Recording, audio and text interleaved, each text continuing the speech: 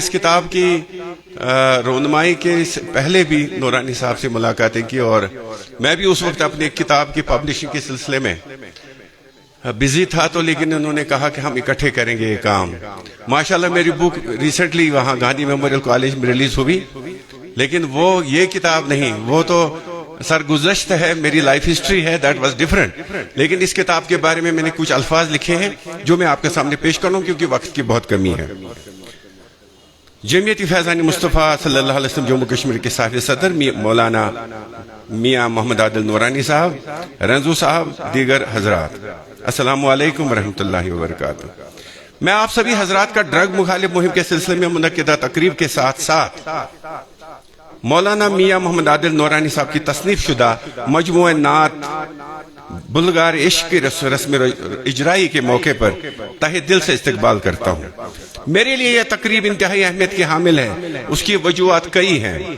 ایک بڑی وجہ یہ بھی ہے کہ جب نورانی صاحب نے اپنا نعتیہ کلام ترتیب دینا شروع کیا اور انہیں کتابی شکل دینے کا فیصلہ کیا تو انہوں نے مجھ ناچیز کو اس کتاب مقدس کا فارورڈ ضبط تحریر میں لانے کا حکم دیا۔ میری خوشی کی انتہا نہ تھی کہ نورانی صاحب نے اس خدمت کے لیے مجھے چن لیا۔ اگرچہ میں یہ خدمت بارہا کر چکا ہوں، لیکن نورانی صاحب کی کتاب کی اپنی اہمیت اور خصوصیت موجود ہے۔ نورانی صاحب نے نعتیہ کلام کو لکھنے میں جو محنت انتہائی ادب و احترام کے ساتھ انجام دی وہ قابل تحسین ہے۔ نعت بذات خود علم و ادب کی ایک مقدس صنف ہے جسے میرے خیال میں نعت گو کو الہام سے ہی اشعار تحریر کرنے کی صلاحیت فراہم ہوتی ہے۔ But this is not an ordinary job۔ جیسے عام طور شاعر حضرات لکھتے رہتے ہیں شعر، میرے بہت سارے دوست ہیں ادب سے وابستہ، یہ چیز کچھ خاص ہے۔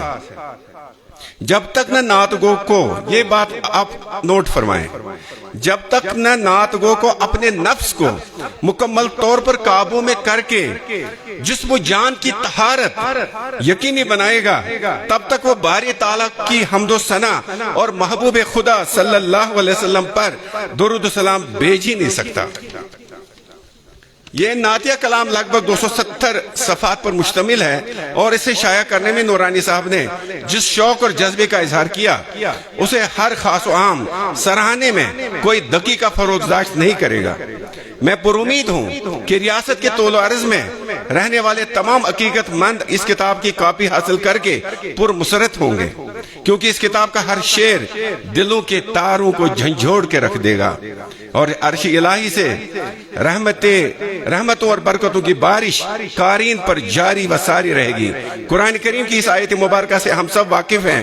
بسم اللہ الرحمن الرحیم، ان اللہ و ملائکتہ یصلون علی النبی یا ایھا الذین آمنوا صلوا علیہ وسلم تسلیما۔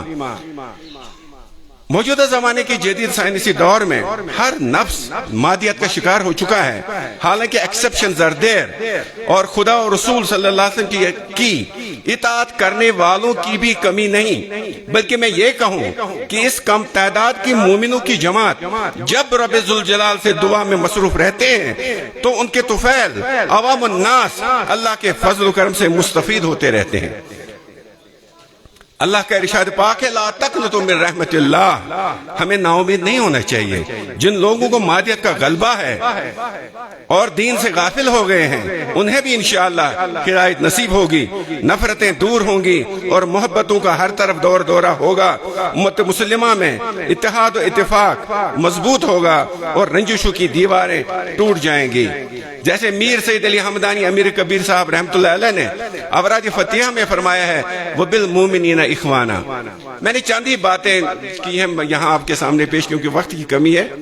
وَبِالْمُؤْمِنِينَ اخوانا، جو ہم مومن آپس میں بھائی بھائی ہیں، جب ایک خدا، ایک رسول صلی اللہ علیہ وسلم، ایک کتاب مقدسہ قرآن حکیم ایک، بالخصوص کلمہ توحید ایک، تو پھر دوریاں کیسی؟